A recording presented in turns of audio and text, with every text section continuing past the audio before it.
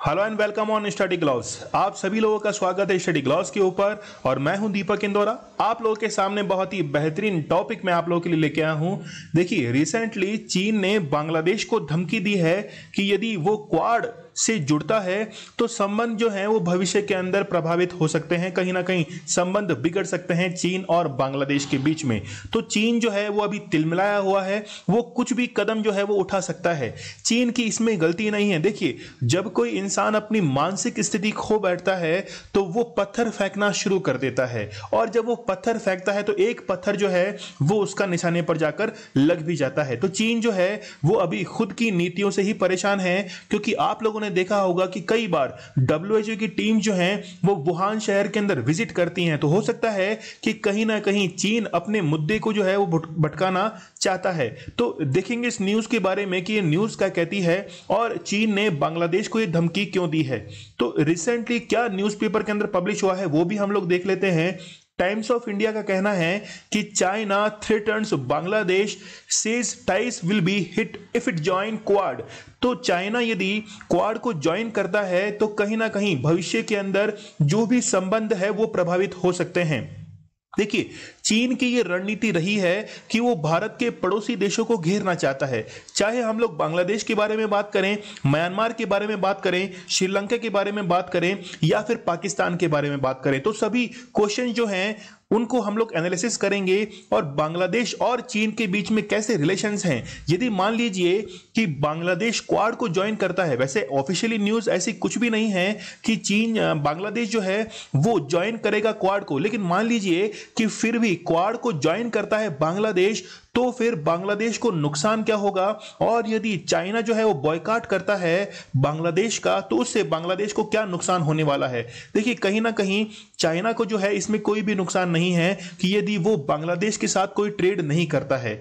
तो एक जो आपको इनिशिएटिव पता होगा चाइना का कि बेल्ट एंड रोड इनिशिएटिव, जिसको 2049 तक उन्हें कंप्लीट करना है। तो जानेंगे पूरी न्यूज के बारे में क्या ये न्यूज कहती है। तो सबसे पहले स्टडी ग्लव्स को आप लोग सब्सक्राइब और शेयर करना मत भूलिएगा, क्योंकि हमारा चैनल जो है वो आप लोगों के लिए लेके आता है बहुत ही बेहतरीन करंट अफेयर का कंटेंट। चलिए शुरू करते हैं।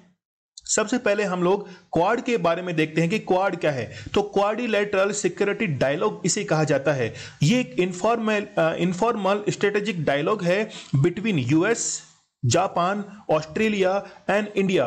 तो चार देश जो हैं वो इसके साथ में जुड़े हुए हैं, और ये इनके मेंबर जो हैं वो बीच बीच में कई बार बातचीत करते रहते हैं मीटिंग्स के थ्रू। लेकिन ये अस्तित्व में कब आया? 2007 के अंदर शिंजो आबे जो थे जापान के, उन्होंने क्या किया था, सबसे पहले इसके लिए इनिशिएटिव लिया था। लेकिन इसके सपोर्ट के अंदर यूएस के vice president Dick Cheney and prime minister John Howard जो है ऑस्ट्रेलिया, उन्होंने सपोर्ट किया। और साथ में ही आप लोग मनमोहन सिंह जो हैं, भारत के प्रधानमंत्री मनमोहन सिंह थे 2007 के अंदर, उन्होंने भी इस चीज को सपोर्ट किया था कि क्वाड जैसा एक समूह होना चाहिए जो कि इकोनॉमी को हेल्प करे। तो हम लोग कौन सी इकोनॉमी की बात करने जा रहे हैं? तो देखिए, रिवाइव ऑफ क्वाड हुआ 2007 के अंदर, ये एस्टैब्लिश हुआ, लेकिन 2017 के अंदर ये वापस से रिवाइव किया गया। ऑस्ट्रेलिया इससे बाहर निकल चुका था, लेकिन ऑस्ट्रेलिया ने इसे वापस से ज्वाइन किया। ऑस्ट्रेलिया ने ज्वाइन किया, जापान ने, यूएस और इंडिया जो थे, ये चारों देश वापस से एक जगह पर आ गए। और ये जो चाइना के खिलाफ, यानी कि साउथ चाइना सी के अंदर जो 9 डैश लाइन है, वहां तक चीन अपना अधिकार दिखाता है। तो कहीं ना कहीं इसको जवाब देने की बारी जो है वो अब आ चुकी थी। लेकिन चाइना जो है क्वाड को एज ए रिकॉग्नाइज करता है एशियन नाटो की तरह, लेकिन ये ऑफिशियल नहीं था। लेकिन 2017 के अंदर जो एशियन समिट हुई थी मनीला के अंदर, फिलीपींस की कैपिटल है मनीला, तो जितने भी चारों मेंबर हैं, यानी कि शिंजो आबे हैं, नरेंद्र मोदी हैं और टर्नबुल हैं डोनाल्ड ट्रंप, ये चारों जो थे ये एग्री हुए और इन्होंने वापस से टॉक करना शुरू किया कि साउथ चाइना सी जो है यहां पर अब जो है वो मौजूदगी रखी जाएगी इन क्वाड देशों के द्वारा। तो देखते हैं कि ये 5 जो टॉप जीडीपी है पूरे वर्ल्ड की, इसमें से आप लोग 3 यहां पे देख सकते हैं। एक तो यूएस है, उसके बाद में जापान है और एक इंडिया है। ये 3 कंट्री जो है, यानी कि 4 में से 3 कंट्री जो हैं वो तो क्वाड मेंबर के अंदर काउंट हो रही हैं। एक अकेला जो बचता है वो ऑस्ट्रेलिया बचता है। तो कहीं ना कहीं वर्ल्ड की जीडीपी जो है वो भी इससे इफेक्ट हो रही है कि यदि ये 4 देश एक साथ मिलकर काम करेंगे तो चाइना कहीं ना कहीं इससे नाराज जरूर होगा। तो यहां पे आप लोग क्वाड बनता हुआ देख सकते हैं, जिसमें आप लोग यहां पे देखिए, ये तो है यूएस, तो ये तो अलास्का वाला रीजन है और ये है यूएसए। फिर यहां पर आप लोग ऑस्ट्रेलिया देख सकते हैं। इंडिया तो आपके पास में हमेशा ही रहता है, आपके दिल में रहता है। तो बांग्लादेश जो है, यदि इसके यहां पे तो क्या है, ये तो जापान है, तो यदि बांग्लादेश इसको ज्वाइन करता है तो क्या इसके इफेक्ट हो सकते हैं। तो देश की जो वर्ल्ड टॉप मोस्ट जो लीडर्स हैं, जीडीपी जो हैं, वो इसके अंदर शामिल होती हैं। यदि मान लीजिए कि क्वाड देश जो हैं वो आपस के अंदर व्यापार करते हैं, ट्रेड करते हैं, तो इससे इंडिया की जीडीपी पर क्या इफेक्ट होगा। तो हम लोग यहां पे देख सकते हैं कि इंडिया की जीडीपी जो है वो इंक्रीज हो जाएगी 0.2%। 0.2% जो है वो इंक्रीज हो जाएगी, लेकिन एक्सपोर्ट जो है वो भी इससे इंक्रीज हो सकता है, कितना, 2.5%। तो हम लोग कह सकते हैं कि इंडिया जो है वो कहीं ना कहीं बेनिफिट के अंदर ये रहेगा। तो अब देखिए, जो क्वाड देश हैं, क्वाड देश मिलिट्री एक्सरसाइज भी एक कंडक्ट करवाते हैं, जिसको हम लोग कहते हैं मालाबार। तो मालाबार जो युद्ध अभ्यास है, ये कई बार एग्जाम्स के अंदर भी पूछा जाता है और आप लोग भी इसे याद रखिएगा। तो एक मिलिट्री एक्सरसाइज जो है वो क्वाड कंट्रीज करवाते हैं। रिसेंटली आपको पता होगा कि अभी अप्रैल महीने के अंदर ला पेरूस जो जॉइंट मिलिट्री एक्सरसाइज है वो भी कंडक्ट करवाई गई, जिसको फाउंड किया गया था फ्रांस के द्वारा 2019 के अंदर। इसमें शिप्स ने भाग लिया, ऑस्ट्रेलिया के थे, जापान के थे और यूएस के थे। इंडिया ने भी इसे ज्वाइन किया है और फ्रांस जो है इसमें शामिल हुआ। तो फ्रांस जो है वो इसके अंदर शामिल हुआ। देखिए, इसीलिए इसको कहा गया है क्या, क्वाड प्लस। इसको कहा गया है क्वाड प्लस, जो इसको कहा गया है क्योंकि क्वाड जो कंट्रीज हैं वो तो शामिल हैं ही, साथ में फ्रांस भी इसमें शामिल हुआ है, इसलिए इसको क्वाड प्लस कहा गया है। तो यदि ये कहा जाए कि ला पेरूस जो मिलिट्री एक्सरसाइज है, क्या वो क्वाड प्लस देशों के द्वारा कंडक्ट कराई गई, तो ये स्टेटमेंट जो है वो सीधा आपके यूपीएससी के अंदर पूछा जा सकता है।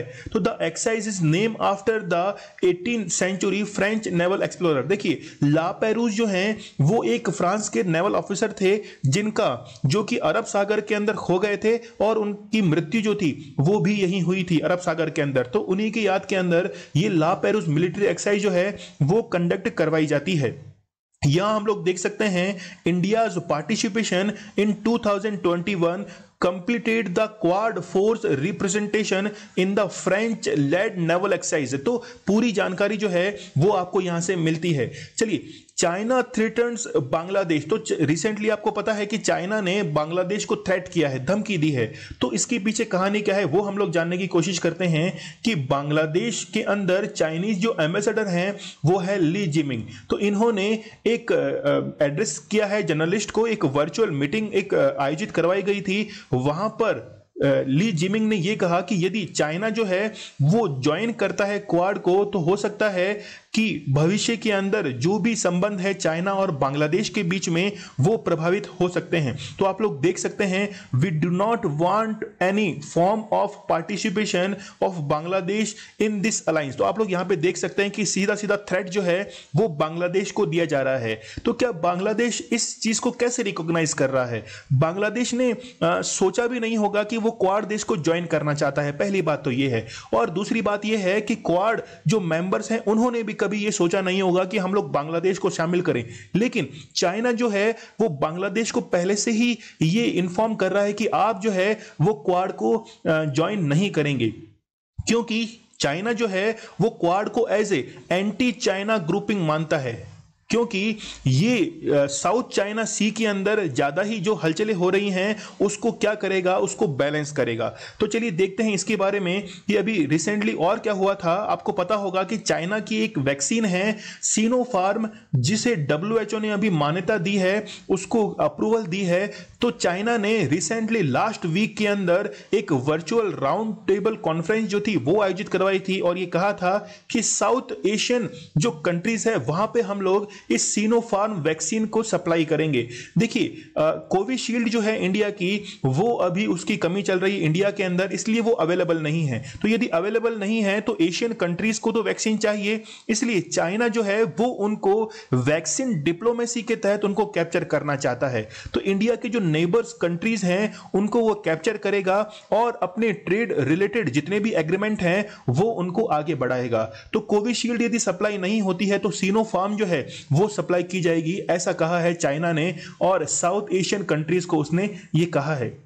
चलिए आगे देखते हैं हम लोग इसके बारे में कि यदि चाइना इसको ज्वाइन करता है तो बोथ कंट्रीज आर मेंबर। देखिए चाइना और बांग्लादेश जो है वो इसके अलावा एक ग्रुप में और शामिल हैं जिसमें इंडिया भी शामिल है, लेकिन कहीं ना कहीं ये डीएक्टिवेटेड एक ग्रुप है। BCIM मतलब Bangladesh, China, India and Myanmar, ये एक ग्रुप है, कॉरपोरेशन है, लेकिन ये डीएक्टिवेटेड है। यदि हम लोग देखना चाहें कि चाइना जैसी बड़ी कंट्री जो है जिसकी जीडीपी देखिए यहाँ पे $14.216 ट्रिलियन है और वो बांग्लादेश जैसे देश के साथ में क्यों अपने संबंध रखना चाहती है, उसके साथ में क्यों ये ट्रेड करते हैं। कहीं ना कहीं जो भी भारत के नेबरिंग कंट्रीज हैं उनके साथ में चाइना अच्छा ट्रेड करना चाहता है।